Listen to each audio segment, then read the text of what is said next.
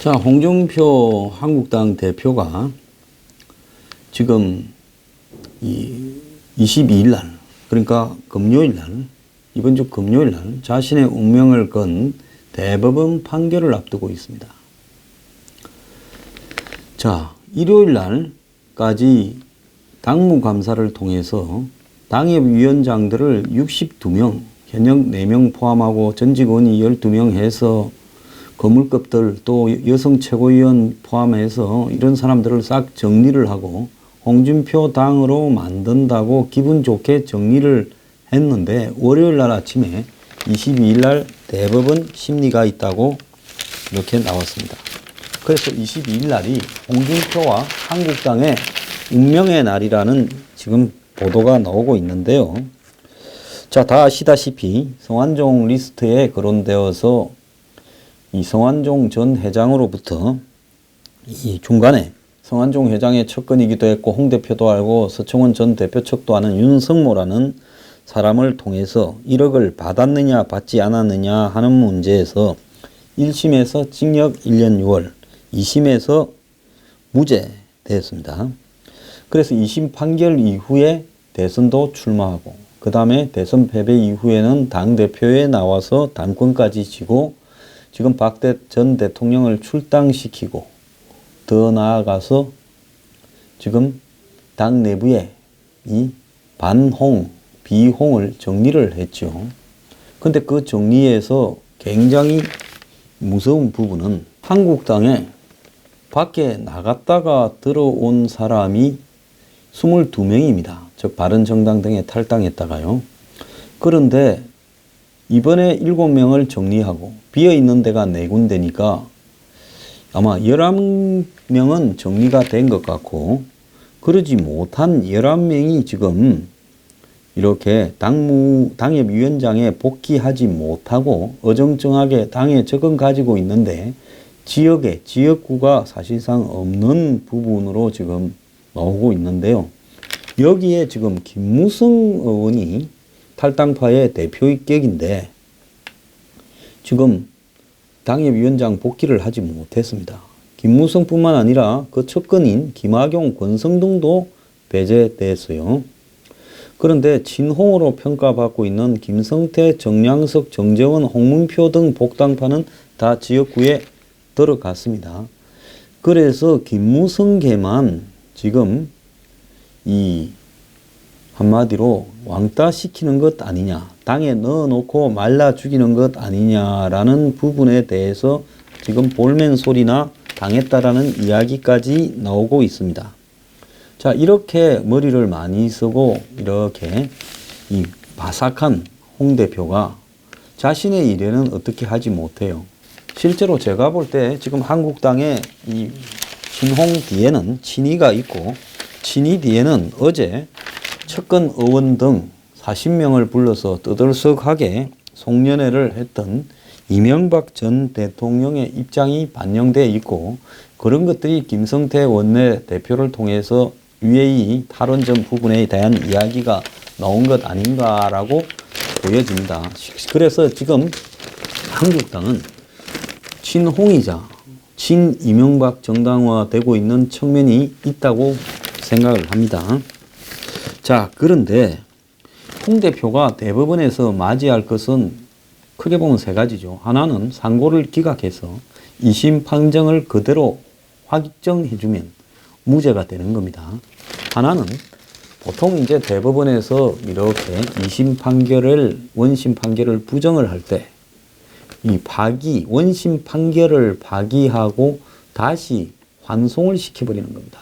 그러면 환송되면 무죄라는 부분이 없어지고 너네들이 우리가 지적한 문제를 가지고 다시 살펴봐라 하면 이렇게 환송된 부분은 내용은 똑같지만 재판부가 바뀌어서 다시 보게 되면 대법원의 환송을 거슬러고 그 바라한 부분을 거부하면서 원심과 똑같이 하는 예는 거의 없다고 봐야 됩니다. 그래서 대법원의 판결이 환송으로 나오게 되면 홍 대표가 유죄가 될 가능성이 거의 확정적이 되죠. 아주 드물게 이 형사소송법상의 이 자판이라고 해가지고 자체 판결을 하는 경우도 있는데 그건 예외로 하겠습니다. 이 부분과 관련해서는 이 기각되어서 무죄가 확정되거나 안 그러면 파기환송되어서 사실상 유죄가 되거나 이 두 개 중에 하나의 예에 해당될 건데요. 홍 대표 측은 사실관계는 항소심에서 확정되어서 선고를 걱정하지 않아도 된다라고 안심하는 뉘앙스를 갖다가 보이고 있지만은 또 다른 부분에서 이 불안한 기색도 보이는 겁니다. 만약에 홍 대표가 이 파기환송되어서 무죄 판결이 날 경우에는 매우 한국당이 심각한 사태에 빠져들겠죠. 자, 일단 기각이 되어서 무죄가 확정되면 한국당은 홍 대표 체제로 힘을 받아가지고 지자체 선거에 들어가겠죠. 안정적으로요. 그리고 홍 대표가 아마 자신의 임기 2년을 다 채우게 될 겁니다. 그리고 지자체 선거 결과에 따라서 또 심판받는 일이 벌어지겠죠.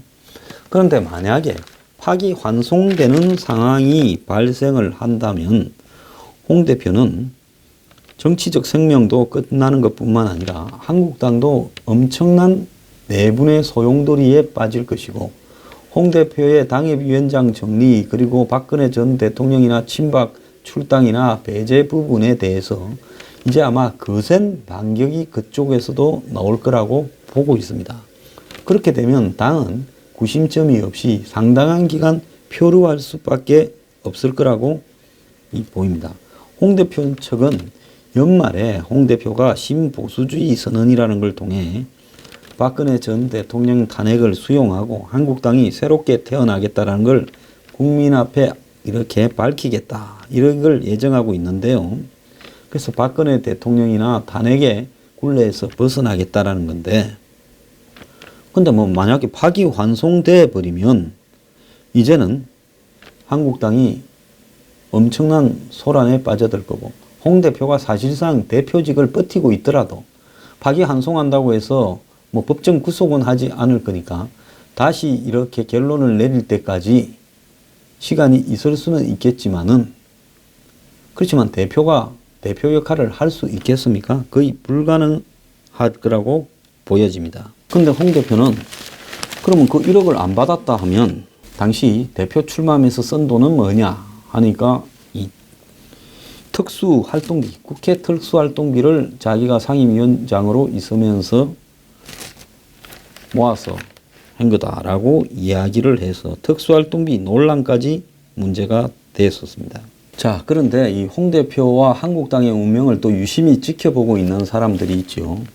안철수와 유승민입니다. 지금 이달 중에 안철수 국민의당 대표는 바른정당과 통합을 선언하려고 지금 하고 있고요. 이 국민의당 안에는 의원들로 보면 지역구 의원하고 그 다음에 비례대표 의원 중에 3명, 지역구 의원 거의 대부분 해서 아마 한 28명 정도가 통합에 반대하고 찬성하는 의원들은 비례에 한 10명, 지역구에 한두 명 해서 한 12명 정도가 찬성하고 있는 걸로 보입니다. 호남 의원들은 대부분이 다 반대를 하고 있다 봐야 되고요. 바른정당에도 남경필, 정병국 등 몇 사람이 이런 부분을 반대하고 있습니다. 그래서 22일 날 홍 대표가 만약에 파기환송되어서 유죄가 이렇게 유력해지면 아마 바른정당의 탈당파들 상당수가 또 나와버릴 거라고 보고 있습니다. 또 11명 남은 사람 중에 반쯤이 더 나와서 한국당에 가는 방향을 택하지 통합하는 방향에 남아있지 않을 가능성도 있고요. 홍 대표가 만약에 이 무죄가 되면 지금 옮기는 것보다는 힘을 좀 가지고 나중에 이 버틸 지렛대를 만들어서 가야 공천도 받지 않겠냐 하는 입장에서 자강이 좀 진행될 가능성도 있다고 보이고요. 그러면 안철수 대표 같은 경우에는 당의 대부분의 지역구 의원들이 다 반대하는 부분에 왜 저렇게 밀어붙이느냐. 안 의원은 사실상 보수의 대선 후보가 되고자 할 겁니다. 지난 2번을 2012년 2016년을 대선 행보를 했지만은 한 번은 석연찮게 들어갔어야 되고 한 번은 끝까지 뛰었지만은 결국은 호남의 주류나 호남에서도 그 대표가 한 6대3 정도로 이렇게 밀렸죠. 그래서 자기를 택해 주진 않는다. 자기는 필요할 때마다 이용하는 도구에 지나지 않는다라는 것을 실감을 했을 겁니다.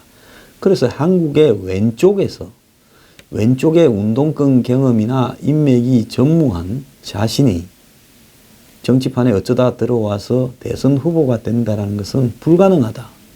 자, 보십시오. 임종석부터 시작해서 이재명, 박원순, 안희정 등 첩첩산중인데 거기서 과연 비운동권 출신인 자기를 밀어주겠느냐. 그래서 아니 가만히 보니까 지금 오른쪽이 무주공산이다. 뭐 홍 대표 절에 샀지만은 이번에 어떻게 되든 안 되든 다음 대선까지 갈 수 있겠느냐. 본인은 그렇게 생각할 겁니다.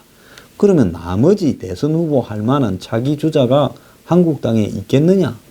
내가 버티고만 있다가 지금 이 한국당으로 바로 가는 것은 명분이나 논리적으로 말이 안 되니까 지금은 안 합친다 하고 있다가 너무 멀죠. 머나먼 다리입니다. 중간에 징검다리가 걸로 가기 위한 게 필요한데 그게 바른정당이에요.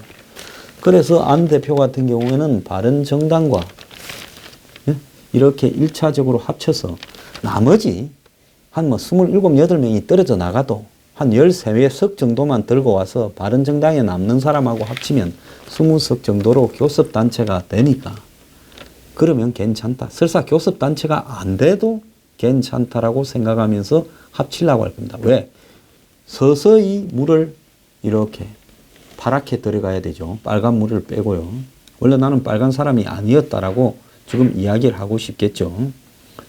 자, 그러면 유승민은 왜 합치자라고 하면서 또 무슨 박지원이니 정동영이니 천정배 물러가면 합치겠다 하면서 합치는 쪽에 서 있냐.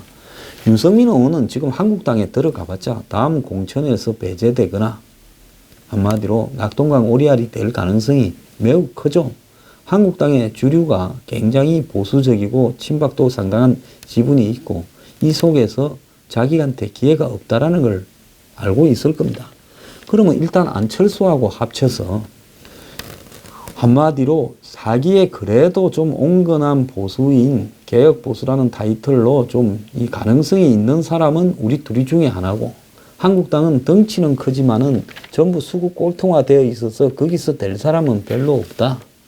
그러면 지금은 의석이 중요하지만은 나중에 다 합쳐서 단일화된다고 생각을 할 때는 경쟁력이 그래도 내가 좀 있지 않겠냐. 근데 나 혼자서는 지금 점점 탈당해 가면 버티기 어려우니까 안철수와 같이 버티면 시너지 효과가 나서 1+1이 아니라 3이거나 4가 될 거다. 그러면 여기가 의석은 적지만은 유력 대선 후보가 있는 중도 보수 개혁 정당이다 라고 비춰지면 나중에 한국당을 M&A 할 수도 있지 않겠느냐. 이 생각을 하고 있겠죠. 그러니까 필요에 의해서 마음이 이미 호남에서 떠나서 오른쪽으로 향하고 있는 안철수, 또 개혁 보수를 표방했지만은 박근혜 탄핵에 찬성하고 지금 이 대구 정서나 이런 쪽하고 좀 맞지 않는 좀 따돌림을 받고 있는 유승민. 그렇지만 대중적인 지지도나 지지는 일정하게 있는 이 사람들이 지금 한국당의 보수층의 지지 중에서 한국당 지지가 40%, 30%에 왔다 갔다 하지 50%도 안 모이고 있어요. 이런 부분을 바라보면서 결국은 이 대목에서 한국당에서 떠난 보수들을 우리가 다 끌어들이면 어느 시점에서 가능하지 않겠느냐. 우리한테. 이래서 동병상린 순망치안으로 이렇게 하는 겁니다. 그런데 여기에 홍준표 대표가 만약에 파기환송되어서 정치적 역할을 상실하게 된다면 지금 저 안철수, 유승민 두 사람은 좀 굉장히 힘이 좀 받을 수가 있겠죠. 자, 이렇게 지금 연말에 이 전국 구도가 매우 복잡하게 진행되고 있습니다. 그런데 여기에 안희정이 자, 지자체 3선 안 하겠다. 이제 그만하겠다. 그리고 국회의원 보궐선거도 안 나가겠다 하면서 지금 이 당 대표에 나가냐까지도 지금 이야기가 나오고 있습니다. 내년에 추미애 다음으로요. 근데 안희정이 왜 이런 행보를 할까라는 부분으로 봤을 때 지금 청와대에 임종석이 주도하는 이 운동권 출신들이 안희정을 배제시키고 친문에 이런 친위 집단화하고 있어요. 그래서 김경수 의원이 박원순 서울시장도 경남지사로 가라. 그건 청와대 뜻이라고 여기지 쉽지 않겠습니까? 이런 것처럼 요즘 이재명 시장이 조용하잖아요. 자, 안희정은 지난번에 서울의 한 구청에서 강연하다가 이견도 수용을 해야 된다 했다가 집중탄을 맞았습니다. 안희정은 지난 대선은 민주당 내부에서 2등하는 사람이 사실상 대선의 2등이다. 이런 생각을 갖고 볼 때 자기가 뒤에 좀 꺾였지만은 한때 이런 대선에 근접해 갔다. 이렇게 봤을 때 자기가 대선이 이제 남아있는 목표인데 지금 친문이 신주류가 그 다음에 임종석 등의 신주류가 절대로 자기를 띄워주려고 하지 않을 것이다. 그렇기 때문에 당분간 시간을 좀 벌면서 밖에서 조용한 대선 후보 자질을 키우는 행보들을 하면서 이 정권이 좀 추락할 때까지 기다려가지고 정권이 추락을 해서 대안이 없을 때 자기가 준비해 두고 있다가 나가면 뜰 거다라고 생각을 하는 것 같습니다. 자, 이 부분은 뭔가 하면 괜히 내가 서울에 무슨 보궐선거에 국회의원 나가라 또 무슨 뭐 삼선을 하겠다 이러다가 정권의 견제를 받고 막 욕심이 있는 것처럼 비춰지는 것보다 이 정권이 힘이 빠질 때를 기다리겠다는 거죠. 지금 안희정조차도 현 정권의 실세들에 의해서 엄청난 견제를 받고 있는 걸 보여주는 거다라고 이야기를 할 수 있겠습니다. 자, 최근에 우병우 전 수석 그리고 안봉근 전 비서관 등이 전부 박근혜 대통령에 대해서 불리한 이야기를 하고 있습니다. 자기 살자고 전 주군을 이제 죽이려고 하요. 사람이 능력이 있거나 양심이 있거나 이것도 저것도 없으면 의리라도 있어야 됩니다. 그런데 2014년 하반기에 당시 민정수석을 하던 고 김영한 수석은 청와대의 일부 직원이 특수활동비를 받아 쓴다는 걸 보고 경로에서 조사를 지시했는데 이리저리 조사를 방해하다가 나중에 박 전 대통령한테 불려가서 혼이 났다라는 그런 언론 보도도 있었습니다. 당시 고위 관계자라 하면서요.